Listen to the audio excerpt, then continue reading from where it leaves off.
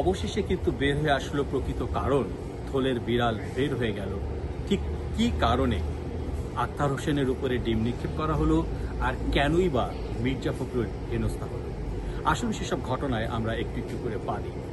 আপনারা খুব খেয়াল করে দেখবেন, যখন বিমানবন্দর থেকে বের হয়ে আসছিলেন টার্মিনাল থেকে মির্জা ফখরুল ইসলাম আলমগীর, তখন কিন্তু কিছু নেতা তাদের পরিবেষ্টিত করেছিলেন। ঠিক শেষ মুহূর্তে কোট প্যান্ট টাই পরিহিত একজন তাকে অন্য একটি দিকে ডাইভার্ট করেন। সেই ব্যক্তির নাম জানা গেল, তার নাম শোয়েব আবদুল্লাহ। তিনি, মজার বিষয় হচ্ছে, তিনি হচ্ছেন নেপালের আছেন, নেপালের কনসুলেটে আছেন। নেপাল দূতাবাসের কাজ করে তিনি কি করে যুক্তরাষ্ট্রের নিউ ইয়র্কে আসলেন এবং প্রোটোকল দিচ্ছেন বিএনপি এবং জামাত নেতাদের, এবং এক্সিট গেট থেকে তাদেরকে প্রোটোকলের দায়িত্ব পালন করছেন। সবাই যখন জানেন যে বরাবরের মতো এমিরেটস সবসময়ের জন্যই ল্যান্ড করে টার্মিনাল 4-এ, কিন্তু বিএনপি জামাতে প্রত্যেকে বলা হলো টার্মিনাল 8-এ ল্যান্ড করবে।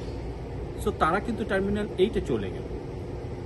অবশেষে দেখা গেল কিন্তু সেই টার্মিনাল 4 দিয়েই মির্জা ফখরুল বের হলেন, এবং সেখানটায় নিজেকে দূতাবাসের পরিচয় দেওয়া শোয়েব আবদুল্লাহ, যেটি বের হয়ে আসছে, তিনি মির্জা ফখরুলকে নিয়ে বের হলেন, কিন্তু তিনি কিন্তু নিউ ইয়র্ক কনসুলেটের কেউ নন।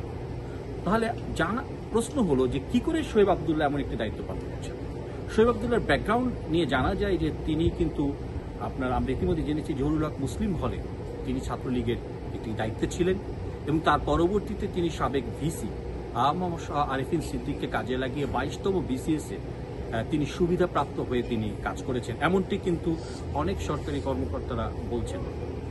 এখন দেখার বিষয় যে এই পুরো বিষয়টি তদন্তে কোন বাংলাদেশ দূতাবাসের কে কখন তাকে ফোন করে জানালো এবং কিভাবে এই ঘটনাটি চলে আসলো, সে বিষয়টি চলছে না, বিশ্লেষণ চলছে, আমরা সেদিকে নজর রাখছি।